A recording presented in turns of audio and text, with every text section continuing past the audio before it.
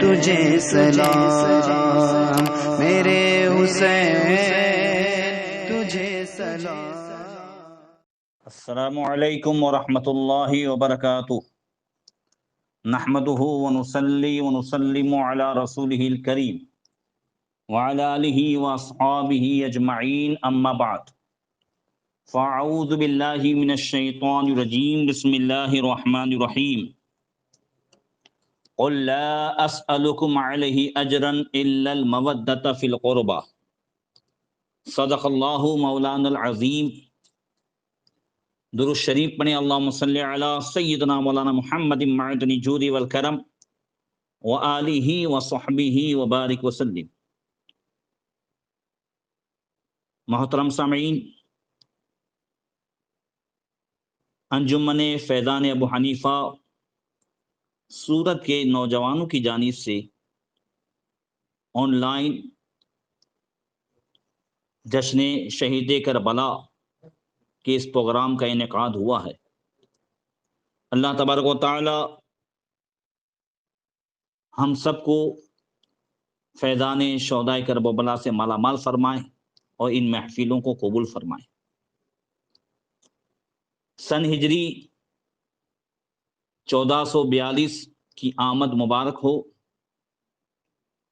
دعا کریں کہ اللہ تبارک و تعالی سید الشہداء حضرت امام حسین اور تمام شہداء کربلا کے صدقے میں ہمارے ارد گرد کئی مہینوں سے گھومنے والی اس بلا سے ہم سب کی حفاظت فرمائیں، اس وبا سے ہمارے اور ہماری نسلوں کو محفوظ و مامون فرمائیں، اور جو لوگ اس میں مبتلا ہو گئے اللہ تعالیٰ انہیں شفائے کاملہ عاجلہ عطا فرمائے،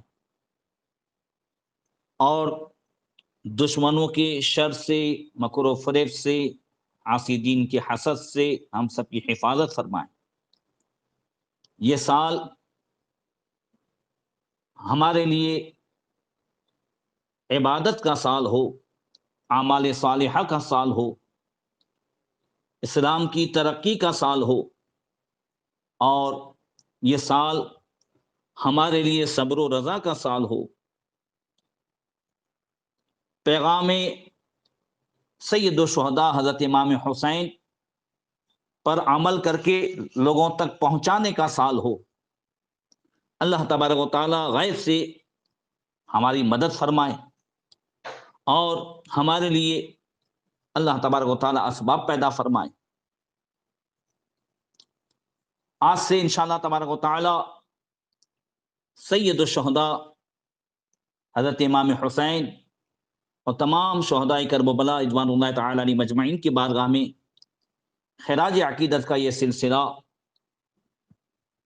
شروع ہو رہا ہے، جو انشاءاللہ تعالی روزانہ رات کو 10:30 سے 11:30 بجے تک یہ سلسلہ جاری رہے گا۔ اللہ تبارک و تعالی اسے قبول فرمائے، اور میرا موضوع جو ہے انشاءاللہ تعالی یہ رہے گا کہ صحابہ و اہل بیت، فضائل صحابہ، صحابہ کرام کی قربانیاں اور اہل بیت کے فضائل، اور خصوصیت کے ساتھ ان کی آپس کی محبتیں انشاءاللہ تبارک و تعالی بیان کی جائیں گی، اور گستاخ صحابہ اور گستاخ اہل بیت کا انجام بھی انشاءاللہ تبارک و تعالی احادیث اور واقعات کی روشنی میں بیان کرنے کی کوشش کروں گا۔ آئیے درود شریف پڑھتے ہیں، اللہم صلی علی سیدنا مولانا محمد معدن الجود والکرم وآلہ وصحبہ وبارک وسلم۔ محترم سامعین، اللہ تبارک و تعالی ہم سب کو صحابہ و اہل بیت کی محبت نصیب فرمائے۔ چند اشعار سے شروعات کرتا ہوں۔ آمد ہے نئے دور کی اقبال مبارک، آغاز محرم ہے نیا سال مبارک، اللہ کی طاعت میں گزر جائیں شب و روز، ایمان سلامت رہے اعمال مبارک۔ ایمان سلامت رہے، اعمال مبارک اذکار کی انوار سے تابندہ ہو ہستی، اوراد و وظائف کے ہوں اشغال مبارک، کربل میں کھلے لالا گول صبر و رضا کے، اس باغ کی شہادت کا ہر ایک لال مبارک، گلبن ہے تیرا جس میں نبوت کے لہو سے، اے شجرے زہرا تیری ہر ڈال مبارک، شاخوں پہ سیادت کی مہکتے ہیں گلے نور، اے گلشن رحمت تیری سب آل مبارک، سیفی کا ہے احباب کو تسلیم محبت، اللہ کرے آپ ہوں خوشحال مبارک۔ حضرات، یہ اشعار بھی آل رسول کے ہیں جو مبارکبادیاں پیش کر رہے ہیں۔ بڑے اہل سنت کے پائے کے جو ہے مفتی بھی ہیں، سید بھی ہیں، آل رسول بھی ہیں۔ کس سے یہ معلوم ہوا کہ نئے سال کی مبارکبادی یہ نہ گناہ ہے، نہ فرض واجب ہے، نہ سنت ہے، البتہ جائز ہے۔ آج ایک کلپ نظر سے گزری جس میں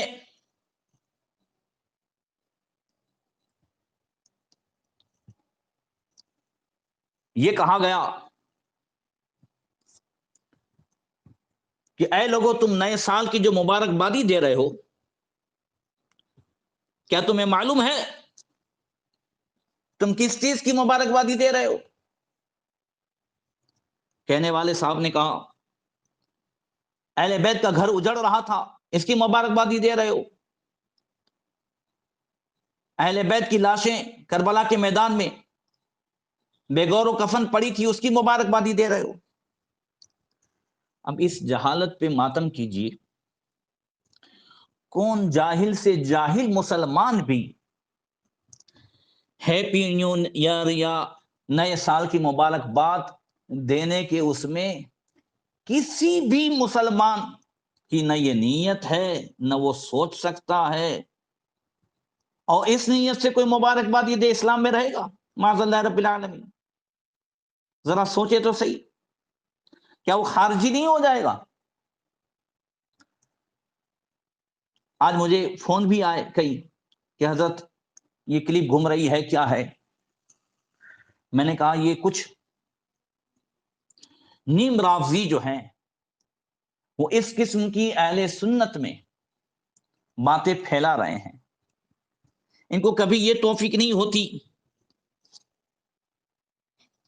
کہ جو امام حسین کے نام پر ڈھول بجا رہے ہیں انہیں کچھ کہا جائے، یہ توفیق نہیں ہوتی۔ اس کے بجائے اس پر گفتگو کر رہے ہیں کہ تم یہ کر رہے ہو، تم وہ کر رہے ہو، معاذ اللہ رب العالمین۔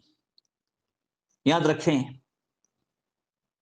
کہ نئے سال کی مبارکبادی، اس کے لیے دعائیں کرنا، ہر مہینے کے چاند دیکھ کر کے دعا حدیث سے ثابت ہے، اللہم احل علینا بالیمن والایمان والاسلام والسلامتی والتوفیق لما تحب وترضی لہ، تو اس میں دعائیں کی جاتی ہیں اللہ تعالیٰ سے۔ تو مبارک کا بھی مطلب ہے ہم ایک دوسرے کے لیے دعائیں دے رہے ہیں۔ اللہ تعالیٰ ایسوں سے سنیوں کی حفاظت فرمائیں۔ میں نے موضوع کا انتخاب بھی اسی لیے کیا ہے کہ ہم اہل سنت، اہل بیت کی کشتی میں بھی سوار ہیں اور صحابہ کرام کی بھی اقتدا کر رہے ہیں، اور یاد رکھیے کہ دونوں کا ماننے والا ہی نجات پاتا۔ ہم نہ رافضی ہیں نہ خارجی ہیں۔ رافضی صحابہ کے دشمن کو کہتے ہیں، خارجی اہل بیت کے دشمن کو کہتے ہیں۔ حضور نے فرمایا مثل اہل بیتی کا سفینۃ نوح فمن رکب فیہا نجا ومن تخلف عنہا غرق، کہ میرے اہل بیت کی مثال نوح علیہ السلام کی کشتی کی طرح ہے۔ حضرت نوح علیہ السلام کے زمانے میں جو طوفان آیا تھا، وہ کشتی بھی جودی پہاڑ پہ لگی عاشورے کے دن، انشاءاللہ آگے بیان ہوگا کبھی۔ تو 25 لاکھ روئے زمین پر پبلک تھی، سب دبا دیے گئے سوائے ان لوگوں کے جو حضرت نوح علیہ السلام کی کشتی میں سوار ہوا۔ یہاں تک کہ چرین پرند، خاص کر کے زمین کے جانور بھی نوح علیہ السلام کی کشتی میں سوار ہوئے، وہی نجات پا گئے۔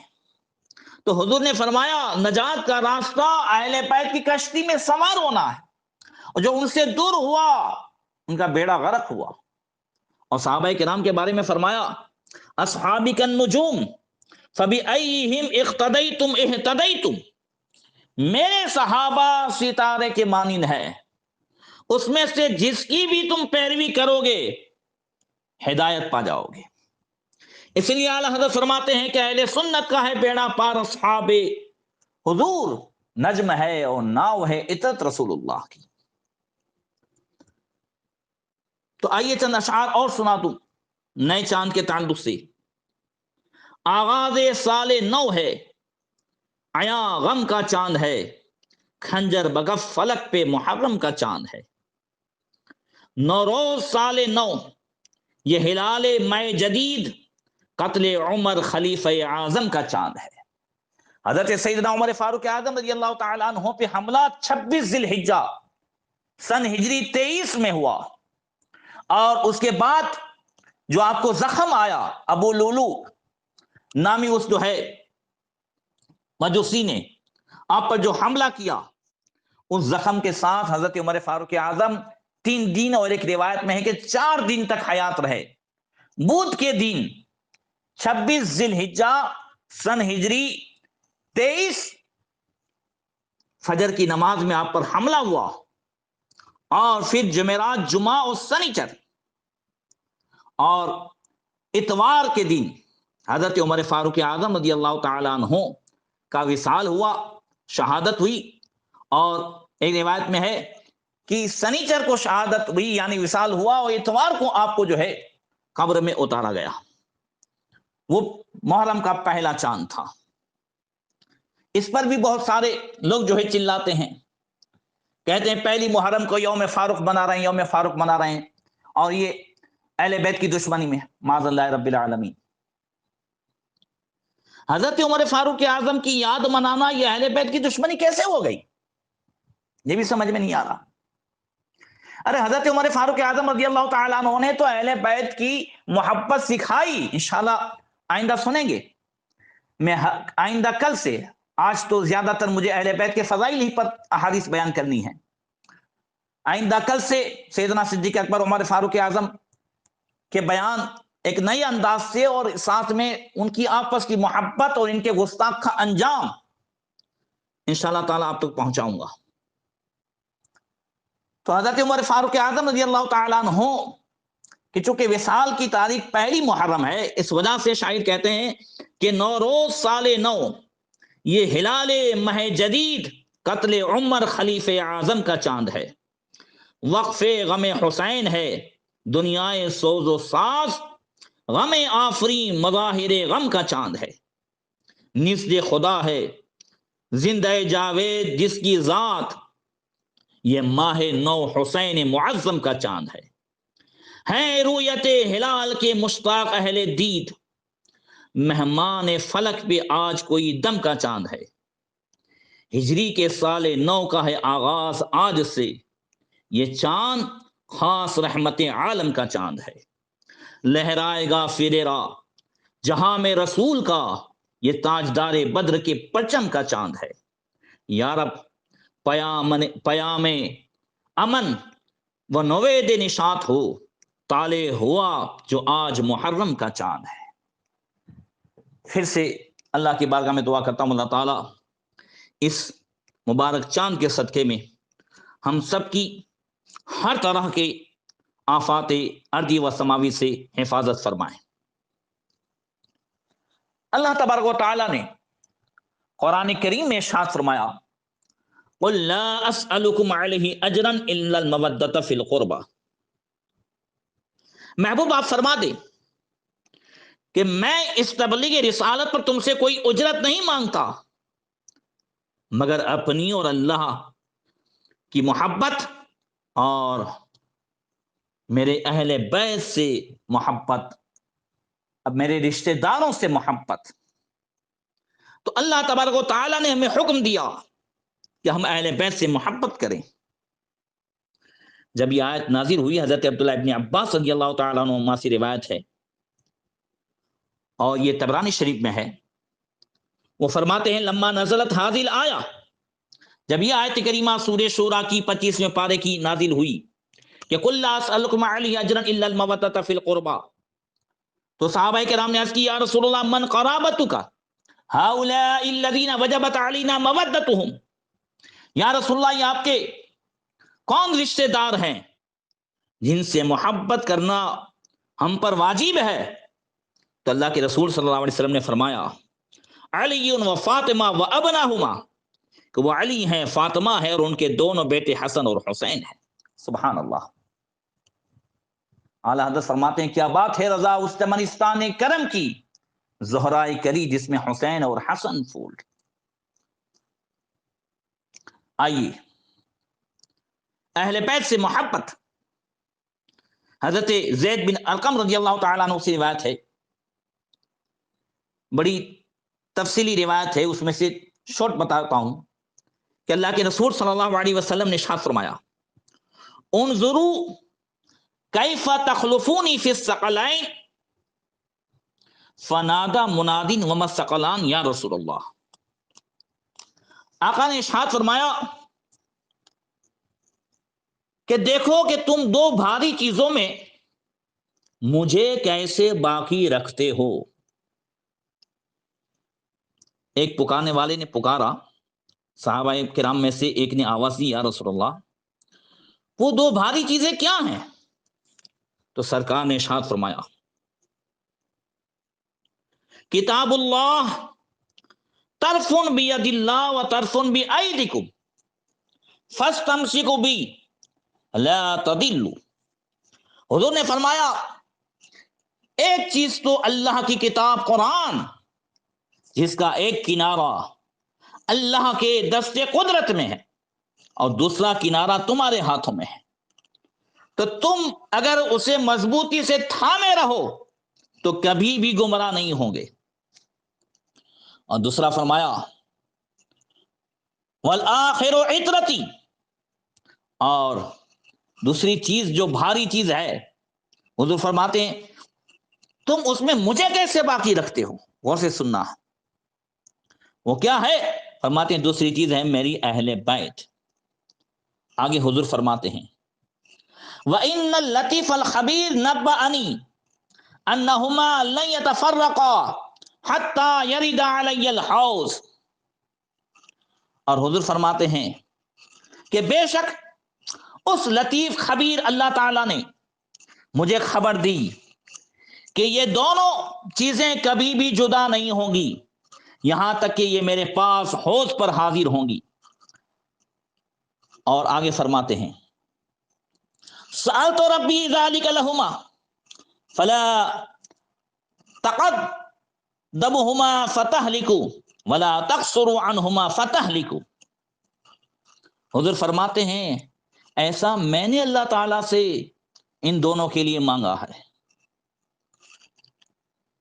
تو تم ان پر پیش قدمی نہ کرو کہ ہلاک ہو جاؤ، اور نہیں ان سے پیچھے رہو کہ ہلاک ہو جاؤ۔ وَلَا تُعَلِّمْهُمْ فَإِنَّهُمْ أَعْلَمُ مِنْكُمْ، اور ان کو سکھاؤ مت۔ فرمایا وہ تم سے زیادہ جانتے ہیں۔ پھر اسی حدیث میں اللہ کے رسول صلی اللہ علیہ وسلم نے اسی حدیث میں ہے کہ حضرت علی رضی اللہ تعالیٰ عنہ کا ہاتھ پکڑ کر کے فرمایا ثم اخذ بیدی علی فقال من كنت اولا بی من نفسی فعلی ولیہ اللہم والی من والاہ وعاد من عاداہ۔ پھر حضرت علی سید السادات مولا کائنات مولا علی کرم اللہ تعالی وجہ الکریم کا ہاتھ پکڑ کر حضور نے فرمایا کہ سن لو، جس کی جان سے بڑھ کر اسے میں عزیز ہوں تو یہ علی بھی اس کا مولا ہے۔ اے اللہ، جو علی کو اپنا دوست رکھتا ہے تو اسے اپنا دوست رکھ، اور جو علی سے عداوت رکھتا ہے تو اس سے عداوت رکھ۔ اس حدیث میں دو باتیں بیان ہوئی، ایک قرآن سے محبت، قرآن کو مضبوطی سے پکڑنا، یعنی قرآن پر عمل کرنا، قرآن کو پڑھنا، قرآن کے احکام پر چلنا، اور دوسرا اہل بیت سے محبت اور اہل بیت کے پیچھے چلنا۔ اللہ اکبر۔ ایک حدیث میں حضور نے ارشاد فرمایا، علموا اولادکم علی ثلاثۃ خصال، حب نبیکم وحب اہل بیتہ وقراءۃ القرآن۔ حضور فرماتے ہیں تم اپنی اولاد کو تین چیزیں سکھاؤ، اور ایک دوسری روایت میں ادبوا اولادکم، تم اپنی اولاد کو تین چیزوں کی ٹریننگ دو، تعلیم دو، ٹریننگ دو۔ کس چیز کی؟ فرمایا حب نبیکم، نبی کی محبت سکھاؤ، وحب اہل بیتہ، اور اہل بیت کی محبت سکھاؤ، وقراءۃ القرآن، اور قرآن کا پڑھنا سکھاؤ۔ آج ہم نے جو ہے قرآن کے ساتھ کیا کیا ہے؟ میں اکثر اس پر بولتے رہتا ہوں، ماہ رمضان شریف میں بھی غالباً 23ویں رات کو یہی انجمن فیضان ابو حنیفہ کی جانب سے جو شب قدر کی رات پروگرام کا انعقاد ہوتا تھا، اس میں نے قرآن کے تعلق سے بڑی تفصیلی گفتگو کی ہے۔ یہاں پر بھی اشارتاً بتاتا ہوں، مجھے بہت افسوس ہوتا ہے کہ آج ہم نے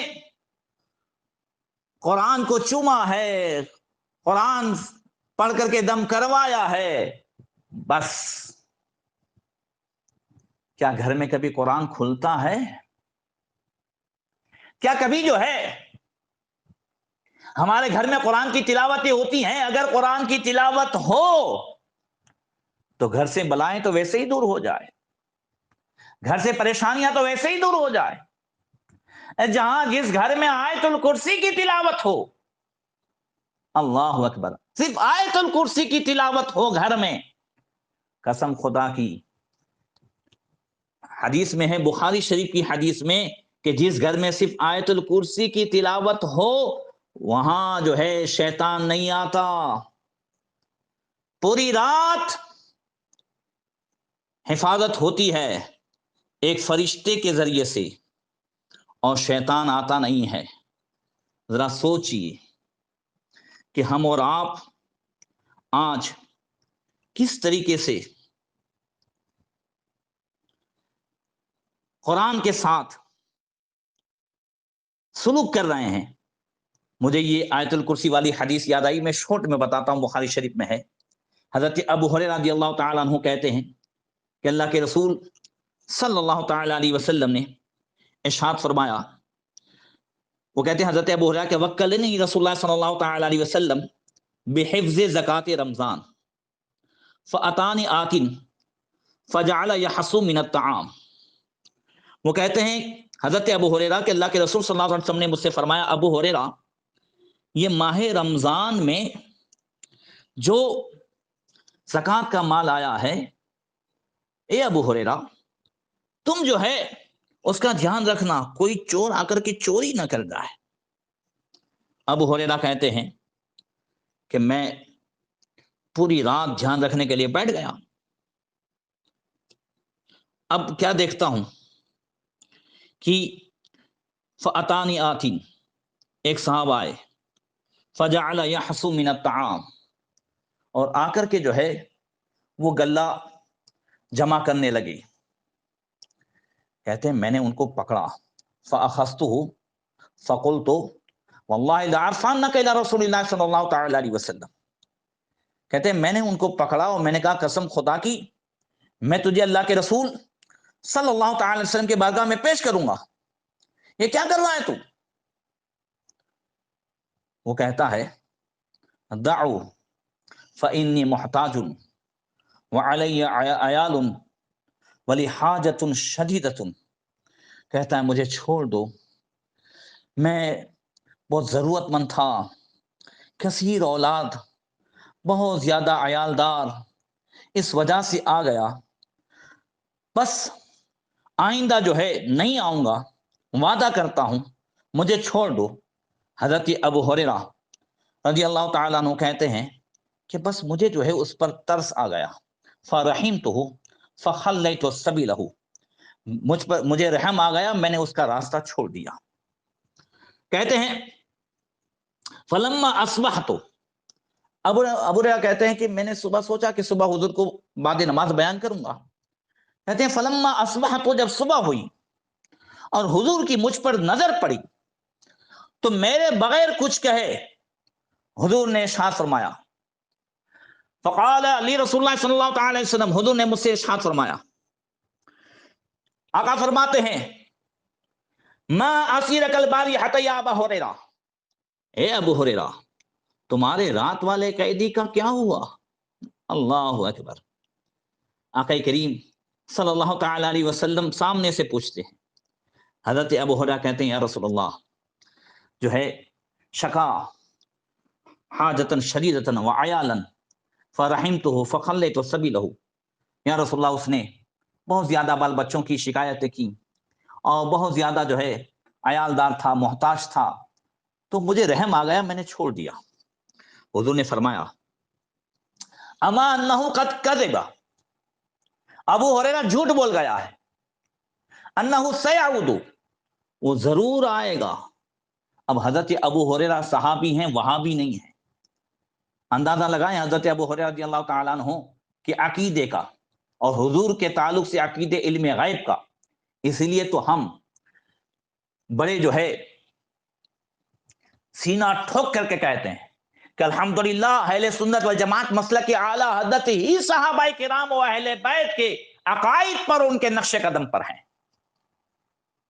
حضرت ابو ہریرہ کہتے ہیں فعلمت انہ سیعود لقول رسول اللہ صلی اللہ تعالی علیہ وسلم انہ سیعود، کہتے ہیں جب اس نے کہا، جب اللہ کے رسول صلی اللہ علیہ وسلم نے فرمایا ابو ہریرہ وہ آئے گا، تو حضرت ابو ہریرہ کہتے ہیں مجھے یقین ہو گیا کہ وہ ضرور آئے گا، لہذا فرصتہ، میں چوکنا بیٹھ گیا۔ پھر جب دوسرا دن ہوا، کہتے ہیں پھر وہ آیا، فجعل یحس من الطعام، اب پھر گلہ جمع کرنے لگا۔ پھر میں نے اس کو پکڑا، میں نے کہا میں تجھے حضور کی بارگاہ میں لے جاؤں گا، پھر وہی بات دہرائی، میں شوٹ کر رہا ہوں۔ پھر کہتے ہیں فلما اصبحت، جب صبح ہوئی تو مجھے حضور نے فرمایا ما اسیرک الباریۃ یا ابا ہریرہ، یا ابو ہریرہ کیا ہوا تمہارے قیدی کا، رات والے قیدی کا کیا ہوا؟ کہتے ہیں یا رسول اللہ وہی بات ہوئی، حضور نے فرمایا اما انہ قد کذب، ابو ہریرہ جھوٹ بول گیا ہے، انہ سیعود، وہ ضرور آئے گا۔ اب ابو ہریرہ کہتے ہیں میں نے یقین کر لیا وہ آئے گا۔ تیسری رات کہتے ہیں میں چوکنا بیٹھ گیا، پھر وہ آیا۔ اب جب گلہ جمع کرنے لگا تو میں نے پھر اسے پکڑا، پھر وہی بات کرنے لگا، میں نے کہا ھذا ثلاث مراری، یہ تیسری مرتبہ ہے۔ تزعم انہ لا تعود ثم تعود، ہر مرتبہ کہتا ہے نہیں آؤں گا نہیں آؤں گا، اور پھر آ جاتا ہے اب تجھے نہیں چھوڑوں گا، میں ضرور تجھے فواللہ لارفعنک الی رسول اللہ صلی اللہ علیہ وسلم، قسم خدا کی میں تجھے حضور کی بارگاہ میں ضرور پیش کروں گا۔ کہتا ہے دعنی، چھوڑ دو، وعلمک بکلمات ینفعک اللہ بہا، میں اے ابو ہریرہ تمہیں کچھ وظیفے سکھاتا ہوں، کچھ کلمات سکھاتا ہوں، اللہ تعالیٰ اس کے ذریعے سے تجھے نفع دے گا۔ راوی کہتے ہیں وَكَانُوا أَحْرَصَ بِشَيْءٍ خیر، یہ بخاری شریف میں ہے کہ صحابہ کرام جو ہے وہ خیر کے بڑے حدیث تھے، جو کوئی نیکی کی بات بتا دے، علم کی بات بتا دے تو صحابہ کرام بالکل فدا ہو جاتے تھے۔ تو اب اس نے کہا میں تمہیں کچھ خیر کی باتیں بتاتا ہوں، اچھے کلمات بتاتا ہوں۔ اللہ اکبر۔ پھر ابو ہریرہ نے فرمایا کیا ہے؟ تو وہ کہتا ہے ہاں جب تم اپنے بستر پر آؤ تو فقرا آیت الکرسی حتی تختم الآیہ، جب تم اذا اویت الی فراشک، اپنے بستر پر آؤ تو آیت الکرسی پڑھ لو، پوری آیت پڑھ لو۔ کیا ہوگا اس سے؟ کہتا ہے کہ پوری رات شیطان جو ہے وہ نہیں آئے گا، اور لن یزال اللہ من حافظ، پوری رات اللہ تبارک و تعالیٰ ایک حفاظت کرنے والے فرشتے کے ذریعے سے تیری حفاظت فرمائے گا، اور شیطان بھی لا تقرب الشیطان، شیطان بھی تیرے قریب نہیں آئے گا۔ کہتے ہیں میں نے چھوڑ دیا۔ فلما اصبحت، جب صبح ہوئی پھر حضور نے مجھے دیکھا تو کہنے لگے ما اسیرک البارحۃ یا ابا ہریرہ، ابو ہریرہ رات والے قیدی کا کیا ہوا؟ کہتے ہیں یا رسول اللہ، اس کا یزعم انہ یعلمنی بکلمات ینفعنی اللہ بہا، یا رسول اللہ اس کا خیال تھا کہ وہ مجھے چند باتیں سکھائیں، چند کلمات سکھائیں جس سے اللہ تعالیٰ مجھے نفع دے، تو میں نے اسے چھوڑ دیا۔ حضور نے فرمایا کیا سکھا گیا؟ حضرت ابو ہریرہ نے پورا واقعہ سنایا کہ آیت الکرسی پڑھنے کا کہہ گیا ہے۔ حضور نے فرمایا اما انہ قد صدق وہو کذوب، ابو ہریرہ وہ بات تو سچی بتا گیا ہے، ہاں ہاں آیت الکرسی کی یہ فضیلت ہے، مگر تھا بڑا جھوٹا۔ اللہ اکبر، ابو ہریرہ تھا بڑا جھوٹا، بات تو سچی کر گیا ہے۔ پتا چلا ہر بات کرنے والا خود سچا ہو، بھلے بات سچی ہو مگر خود سچا ہو وہ ضروری نہیں ہے۔ یہ بخاری شریف کی حدیث بتا رہی ہے کہ ہر بات کرنے والا سچی بھی بات کرتا ہو۔ کہتے ہیں نا ہم تو خالی قرآن حدیث سناتے ہیں، ہم تو تمہیں نماز سکھاتے ہیں، ہم تو تمہیں یہ بتاتے ہیں وہ بتاتے ہیں، یہ بتانے والے خود سچے ہوں یہ ضروری نہیں ہے، بات بھلے سچی ہو۔ تو حضور فرماتے ہیں ابو ہریرہ اما انہ قد صدق، بات تو سچی کر گیا ہے، مگر ابو ہریرہ وہ تھا وہو کذب، جانتے ہو ابو ہریرہ منذ ثلاث لیال من تو خاطب، ابو ہریرہ یہ 3 رات سے کس سے بات چیت کرتے تھے؟ کون تھا جانتے ہو؟ کہا نہیں یا رسول اللہ ورسول عالم، کہا ذاک شیطان، وہ شیطان تھا۔ اب اس حدیث سے چند باتیں معلوم ہوئی۔ ایک تو حضور کا علم غیب ما کان وما یکون، کہ جو کچھ ہوا جو ہوگا حضور جانتے ہیں، تیری عطا سے خدایا حضور جانتے ہیں۔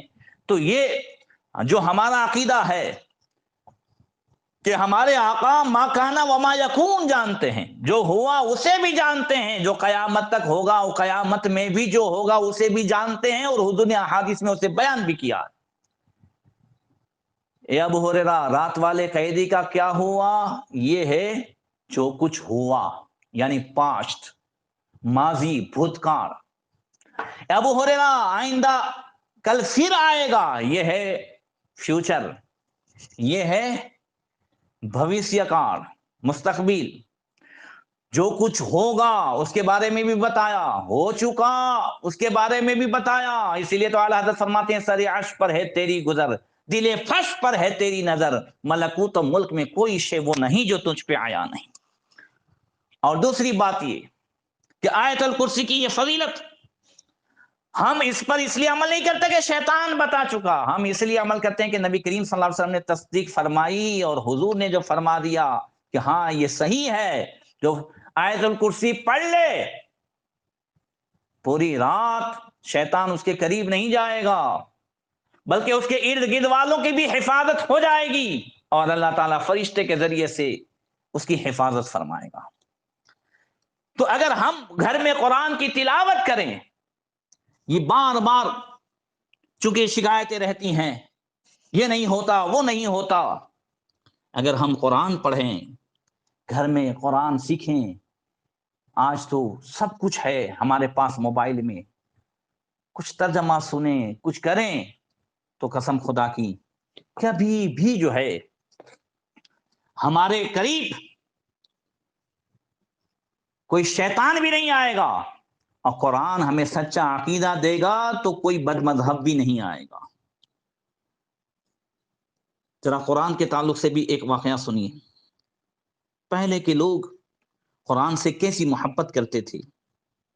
حضرت سیدنا ابو بکر بن عبداللہ رضی اللہ تعالیٰ عنہ فرماتے ہیں کہ ایک دفعہ میں عراق کے جنگلوں میں کئی دن تک حیران پریشان گھومتا پھرتا رہا. میں نے کوئی انسان نہ پایا جس کو اپنا دوست بنا سکوں. اسی دوران حضرت سیدنا ابو بکر بن عبداللہ فرماتے ہیں کہ چلتے چلتے میری نظر کسی عربی کے بالوں والے خیمے پر پڑی تو میں اس کی طرف بڑھا. جب میں دروازے کے پاس پہنچا تو اس پر پردہ لٹک رہا تھا. میں نے سلام کیا. اندر سے ایک برقع پوش بوڑھی خاتون نے پوچھا کہاں سے آئے ہو؟ میں نے کہا مکہ سے. اس نے پوچھا کہاں کا ارادہ ہے؟ میں نے کہا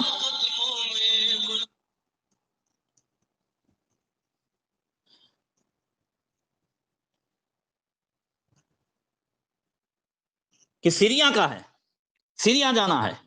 یہ سن کر وہ کہنے لگی میں دیکھتی ہوں تمہارا اس طرح گمنا بیکار لوگوں کے گمنے کی طرح ہے. وہ بڑھیاں خاتون کہتی ہے ایک گوشے میں ٹھہر کر اللہ تعالیٰ کی عبادت کیوں نہیں کرتے یہاں تک کہ تمہیں موت آ جائے؟ پھر تم اس کے کھانے کے ٹکڑے کو دیکھو جو تم نے کھایا ہے، اگر یہ حلال ہے تو تیرے باطن کو روشن کر دے گا. پھر اس نے پوچھا کیا قرآن پاک پڑھتے ہو؟ میں نے جواب دیا جی ہاں قرآن پڑھتا ہوں. تو اس نے مجھے کہا کہ سورہ فرقان کی آخری آیت مجھے پڑھ کے سناؤ گے؟ کہتے ہیں جب میں نے تلاوت کی تو اس بوڑھی خاتون نے ایک زوردار چیخ ماری اور بے ہوش ہو گئی. جب اسے کچھ افاقہ ہوا، ہوش آیا تو کہنے لگی جب تم نے ان آیات بینات کی تلاوت کی تو ان کی قرات کی وجہ سے میرے رونگٹے کھڑے ہو گئے. اللہ اکبر. پھر اس نے دوبارہ پڑھنے کا کہا. حضرت ابو بکر بن عبداللہ کہتے ہیں میں نے پھر وہی آیتیں پڑھی تو اس کی حالت وہی ہو گئی جیسے پہلے تھی. کافی دیر اس پر یہی حالت طاری رہی. میں نے دل میں کہا کہ دیکھوں تو صحیح یہ فوت ہو گئی ہے یا زندہ ہے. لیکن پھر میں واپس پلٹ گیا اور ابھی آدھا میل ہی چلا تھا کہ مجھے وادی میں کچھ عرب نظر آئے. دو لڑکے تھے وہ سامنے سے آ رہے تھے، ان کے ساتھ ایک لڑکی بھی تھی. ان میں سے ایک نے مجھ سے پوچھا کیا آپ فلاں جنگل میں بالوں والے خیمے سے ہو کر آئے ہو؟ میں نے کہا ہاں. کہنے لگا کیا آپ نے بوڑھی عورت کے پاس قرآن کریم پڑھا؟ میں نے جواب دیا ہاں. تو بولا رب کعبہ کی قسم وہ انتقال کر چکی ہے. کہتے ہیں میں ان لڑکوں کے ساتھ چل دیا اور خیمے کے پاس آیا. لڑکی اندر داخل ہوئی اور بوڑھی عورت کے چہرے سے کپڑا ہٹا کر دیکھا تو ان کا وصال ہو چکا تھا. میں اس لڑکے کے اندازے سے بہت حیران ہوا اور اس لڑکی سے پوچھا یہ دو لڑکے کون ہیں؟ تو اس نے بتایا یہ دونوں قبیلے جعفر کے سرداروں میں سے ہیں اور یہ انتقال کرنے والی ان کی بہن ہے. 3 سال سے اس نے کسی سے کلام نہیں کیا.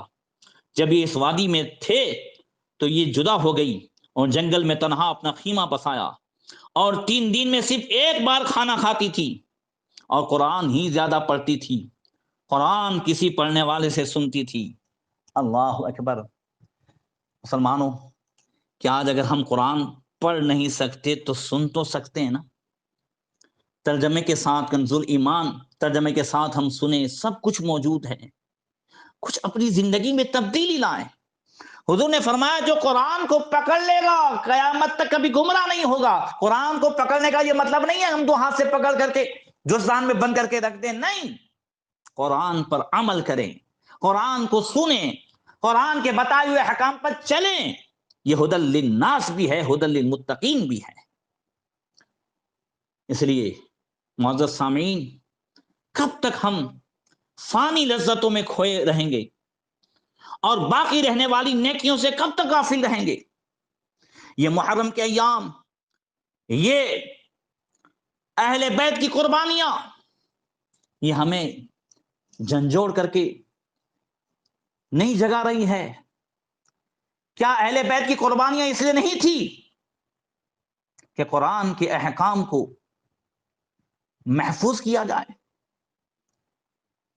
کیا اس لیے نہیں تھی؟ ذرا دیکھیں تو صحیح کہ سیدنا امام حسین رضی اللہ تعالیٰ عنہ کا سر پاک نیزے پر ہے، پھر بھی قرآن کی تلاوت فرما رہے ہیں. اور آج ہم قرآن سے اتنے دور ہیں. آخر یہ رات نے دن بار بار طلاقوں کا واقع ہونا، پریشانیوں کا آنا، یہودیوں کا دجال کے آنے کی تیاری کرنا، ہر قوم کا دنیا میں ترقی اور اس کی طرف گامزن ہونا، اور اپنے اپنے دین کی طرف جو ہے چستی کے ساتھ ڈٹے رہنا، اور ایک طرف ہم ہیں کہ بس غفلت میں پڑے رہتے ہیں۔ رات نے دن ہمارا نوجوان پب جی، ٹک ٹاک اور نہ معلوم کس کس میں پڑا رہتا ہے۔ نوجوانوں، غنیمت کے اوقات کو ہم غنیمت جانیں، جوانی کے ان وقتوں کو غنیمت جانیں، اور اپنی لغزشوں کو سامنے رکھ کر کے توبہ کریں۔ کیا بار بار موت کا اعلان کرنے والوں نے ہمیں بیدار نہیں کیا؟ کیا نیک مردوں اور عورتوں کے واقعات نے ہمیں نہیں جھنجھوڑا؟ جب دن آتا ہے یا جب رات جاتی ہے، بلکہ یہی یہ مہاماری کے ان دور میں سے جو ہم گزرتے ہیں، ایک ایک گھر میں ایک ایک ہفتے میں سے 3 میتیں ہوتی ہیں، 4 میتیں ہو رہی ہیں۔ یہ سب چیزیں ہمیں جھنجھوڑ نہیں رہی ہے، ہمیں پکار پکار کے نہیں کہہ رہی ہے؟ اللہ اکبر۔ اللہ تعالی ہمیں توفیق عطا فرمائے۔ انشاءاللہ تعالی کافی احادیث اہل بیت کے تعلق سے بیان کی جائے گی۔ یہاں پر ایک حدیث پیش کرتا ہوں، حضرت عبد الرحمن بن ابی لیلہ رضی اللہ تعالیٰ عنہ سے، وہ اپنے والد حضرت ابو لیلہ سے بیان کرتے ہیں، کہتے ہیں رسول اللہ صلی اللہ علیہ وسلم نے ارشاد فرمایا، یہ حدیث طبرانی شریف اور بہقی شریف میں ہے، کہ لا یؤمن عبد حتی اکون احب الی من نفسی واہلی احب الی من اہلہ وعطرتی احب الی من عطرتی وذاتی احب الی من ذاتہ۔ حضور نے فرمایا، کوئی بندہ اس وقت تک مومن نہیں ہو سکتا جب تک کہ میں اس کے نزدیک اس کی جان سے بھی محبوب تر نہ ہو جاؤں، اور میرے اہل بیت اسے اس کے اہل خانہ یعنی گھر والوں سے محبوب تر نہ ہو جائیں، اور میری اولاد اسے اپنی اولاد سے بڑھ کر محبوب نہ ہو جائیں، اور میری ذات اسے اپنی ذات سے محبوب تر نہ ہو جائیں۔ حضور فرماتے ہیں تب تک وہ مومن نہیں ہو سکتا۔ اللہ اکبر۔ انشاءاللہ آئندہ حضرت سیدنا صدیق اکبر رضی اللہ تعالیٰ عنہ کے حوالے سے بتاؤں گا، مگر یہاں بات آ گئی ہے تو سنیے حضرت سیدنا صدیق اکبر رضی اللہ تعالیٰ عنہ کا کیا فرمان ہے۔ یہ بخاری شریف میں ہے کہ والذی نفسی بیدی لقرابۃ رسول اللہ صلی اللہ علیہ وسلم احب الی نصیلا من قرابتی۔ حضرت ابوبکر فرماتے ہیں خدا کی قسم جس کے قبضے قدرت میں میری جان ہے، مجھ کو اپنے رشتہ داروں سے زیادہ نبی کریم صلی اللہ تعالی علیہ وسلم کے رشتہ دار محبوب ہیں۔ اپنے رشتہ داروں سے زیادہ مجھے اپنے آقا صلی اللہ علیہ وسلم کے رشتہ داروں سے محبت ہے۔ یہی جو ہے ایمان کا تقاضا بھی ہے، یہی حضور نے فرمایا بھی کہ تم میں مومن ہی وہی ہے، کامل مومن، کہ جس کے نزدیک میری محبت تمام کائنات سے زیادہ ہو، اور میرے رشتہ داروں کی محبت اس کے خود کے رشتہ داروں سے زیادہ ہو۔ نبی کریم صلی اللہ علیہ وسلم نے یہاں تک ارشاد فرمایا، یہ شفا شریف میں ہے، فرمایا معرفت آل محمد صلی اللہ علیہ وسلم براءۃ من النار وحب آل محمد جواز علی الصراط والولایۃ لآل محمد امان من العذاب۔ حضور فرماتے ہیں کہ اہل بیت کی معرفت یعنی ان کے مقام کو پہچاننا یہ دوزخ سے نجات کا سبب ہے، اور اہل بیت سے محبت رکھنا یہ پل صراط سے آسانی کے ساتھ گزر جانے کی سند ہے، اور اہل بیت سے دوستی یہ عذاب سے امان کی دلیل ہے۔ اللہ اکبر۔ تو اہل بیت کے مقام کو پہچان لینا اور ان کی تعظیم، ان کی عزت، یہ نبی کریم صلی اللہ تعالی علیہ وسلم کی خوشنودی کا ذریعہ ہے۔ ذرا دیکھیں، بڑا مشہور واقعہ ہے، سید الطائفہ حضرت جنید بغدادی رضی اللہ تعالیٰ عنہ سرگروہ اولیاء میں سے، یہاں تک کہ حضور غوث پاک رضی اللہ تعالیٰ عنہ کے سلسلے مرشدین میں سے ہیں۔ غوث پاک کے پیران اعظام میں سے ہیں سید الطائفہ جنید بغدادی رضی اللہ تعالیٰ عنہ۔ حضرت جنید بغدادی کے تعلق سے حکیم الامت مفتی احمد یار خان صاحب نعیمی رحمۃ اللہ تعالی علیہ درس قرآن میں دوسرے پارے کی آیت کے تحت فرماتے ہیں کہ پہلے آپ بغداد کے خلیفہ کے نامی گرامی پہلوان تھے حضرت جنید بغدادی۔ خلیفہ نے اعلان کیا تھا کہ جو ہمارے جنید کو پچھاڑے وہ ہم سے منہ مانگا اور من بھاتا انعام لے، مگر کسی پہلوان نے مقابلے میں آنے کی ہمت نہیں کی تھی۔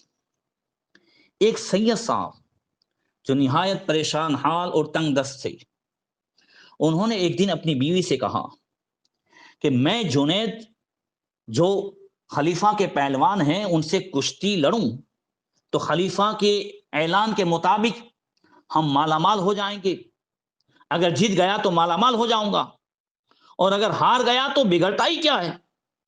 بی بی صاحبہ نے ہنس کر کہا کہ تم یہ کیا باتیں کر رہے ہو، نہ تو تمہارے جسم میں زور ہے، نہ بدن میں طاقت ہے، اور نہ تم کشتی کے ہنر سے خبردار، اور نہ کسی داؤ پیچ سے واقف۔ سید صاحب بولے یہ تو میں جانتا ہوں، مگر ایک داؤ ایسا یاد ہے کہ اگر وہ کام آ گیا تو جنید کو پچھاڑ دوں گا۔ خیر، بیوی نے کہا آپ کی مرضی۔ سید صاحب کسی بھی صورت میں خلیفہ کے نزدیک پہنچ گئے، اسے خبر پہنچائی کہ میں جنید سے لڑنے کے لیے تیار ہوں۔ خلیفہ نے بلایا، خلیفہ نے ان کا پیلا چہرہ، دبلا بدن، کمزور ہاتھ پاؤں دیکھ کر کہا کہ آپ کو اگر کشتی کا شوق ہے تو آپ ہمارے کسی اور پہلوان سے لے لیں، کشتی لڑ لیں، ابھی آپ کو جنید کی طاقت کی خبر نہیں۔ سید صاحب بولے بادشاہ تو میرے مرجھائے ہوئے بدن کو نہ دیکھ، انشاءاللہ میرے جوہر اکھاڑے میں آ کر کھیلیں گے۔ بادشاہ بھی راضی ہو گیا کہ چلو دیکھتے ہیں، اور سارے علاقے میں کشتی کا اعلان ہو گیا۔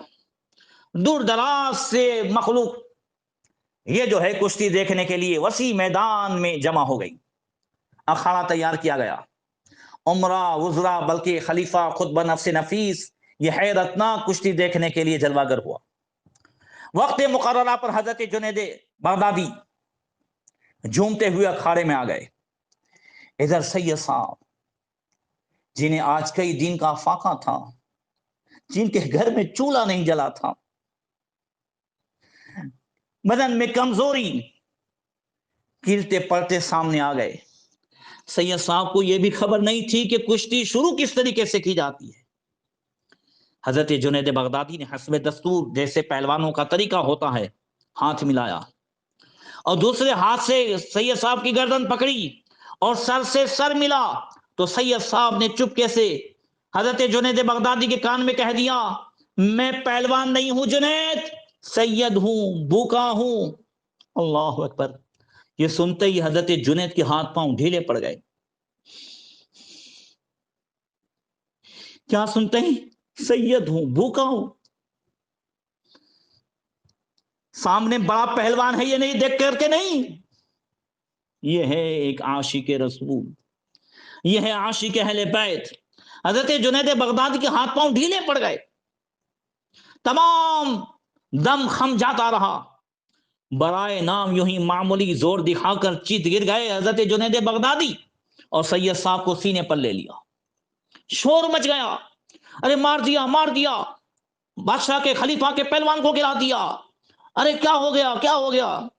خلیفہ بولا شاید ہمارے جنید کو دھوکا ہو گیا، کشتی پھر دوبارہ کی جائے۔ دوبارہ کشتی ہوئی، دونوں دوبارہ پھر کھڑے ہو گئے۔ سر ملتے ہی سید صاحب نے پھر وہی کہا کہ جنید ایک سید کی تنگ دستی پر نظر رکھنا۔ حضرت جنید پھر اسی طرح کچھ چھوٹا موٹا زور دکھا کر چیت گر پڑے۔ سید صاحب سینے پر سوار ہیں، پھر آواز آئی ارے جیت گئے، جیت گئے، دبلا پتلا جو ہے پہلوان جیت گیا، بڑے مضبوط پہلوان کو گرا دیا۔ بادشاہ نے سید صاحب کو انعام و اکرام سے مالا مال کر دیا۔ ادھر حضرت جنید کے ساتھیوں شاگردوں کو بہت ندامت ہوئی، سب نے حضرت جنید کو گھیر لیا، بولنے لگے ارے استاد آج آپ کو کیا ہو گیا تھا؟ آپ نے اپنے مد مقابل کا ہاتھ ڈھیلا کیوں پکڑا؟ آپ نے فنا داؤ پیچ کیوں نہیں استعمال کیے؟ آپ نے ہم کو اتنے داؤ سکھائے، اس کے سامنے کوئی بھی داؤ کا استعمال نہیں کیا۔ یہ سن کر حضرت جنید بغدادی رو پڑے۔ اللہ اکبر۔ جنید بغدادی کہنے لگے میں شمر نہ تھا، یزید نہ تھا، عمرو بن سعد نہیں تھا کہ سید کی چھاتی پر بیٹھتا یا ان کے مقابلے میں داؤ پیچ استعمال کرتا۔ میں تو ان کے گھرانے کا پروردہ و نمک خوار ہوں۔ اللہ اکبر۔ رات کو سوئے حضرت جنید بغدادی، دین میں تو بظاہر تو ندامت، بظاہر شکست، بظاہر شرمندگی، اتنا بڑا نام، مگر بس ایک ہی اس میں یہ ہو گیا کہ ایک دبلے پتلے نے گرا دیا ہے۔ اللہ اکبر۔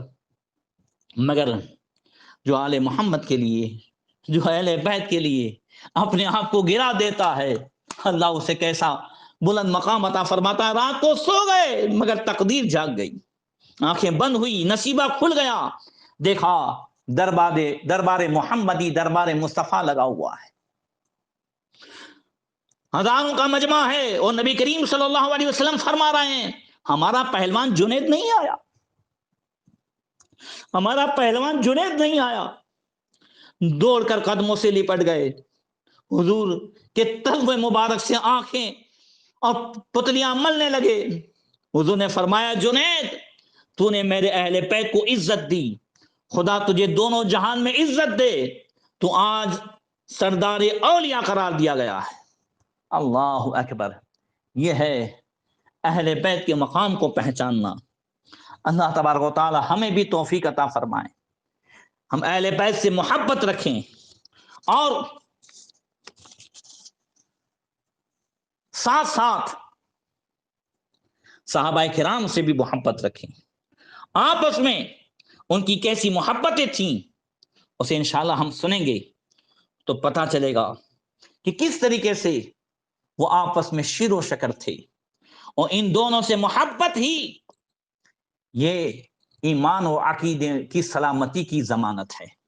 آخری ایک حدیث سن لیجیے جو حضرت عبداللہ ابن مسعود رضی اللہ تعالیٰ عنہ سے نبی کریم صلی اللہ علیہ وسلم نے ارشاد فرمایا حب آل محمد یومن خیر من عبادت سنۃ ومن مات علی دخل الجنہ۔ اہل بیت مصطفیٰ کی ایک دن کی محبت پورے سال کی نفلی عبادت سے بہتر ہے، اور جو اسی محبت میں مر گیا تو وہ جنت میں داخل ہو گیا۔ سبحان اللہ۔ تو یہ ہے اہل بیت کی محبت۔ اللہ تبارک و تعالی ہمیں محبت اہل بیت سے سرشار فرمائیں، اور جو انہوں نے درس دیا ہے، جو سبق دیا ہے، جو حضور نے فرمایا خاص کر کے اہل بیت حضرت علی، امام حسین، کہ تم انہیں سکھانے کی کوشش نہ کرو، یہ سکھائے ہوئے ہیں، اور کس طریقے سے انہوں نے کربلا کے میدان میں قربانیاں دے کر اس امت کی کشتی کی نگہبانی کی ہے، اور کس طریقے سے شریعت مطہرہ کی حفاظت کی ہے۔ انشاءاللہ تعالی تفصیل بیان کی جائے گی۔ اللہ تبارک و تعالی فیضان شہدائے کربلا اور فیضان سید الشہداء امام حسین سے ہم سب کو مالا مال فرمائیں۔ آئندہ کل انشاءاللہ تبارک و تعالی سیدنا صدیق اکبر رضی اللہ تعالیٰ عنہ کی کچھ خاص فضائل اور ان کی اہل بیت سے محبت، مولا کائنات سے محبت، مولا علی کی صدیق اکبر سے خاص کر کے محبت، اور اسی کے ساتھ ساتھ جو ہے ان کے گستاخوں کا انجام اور ان سے محبت کرنے والوں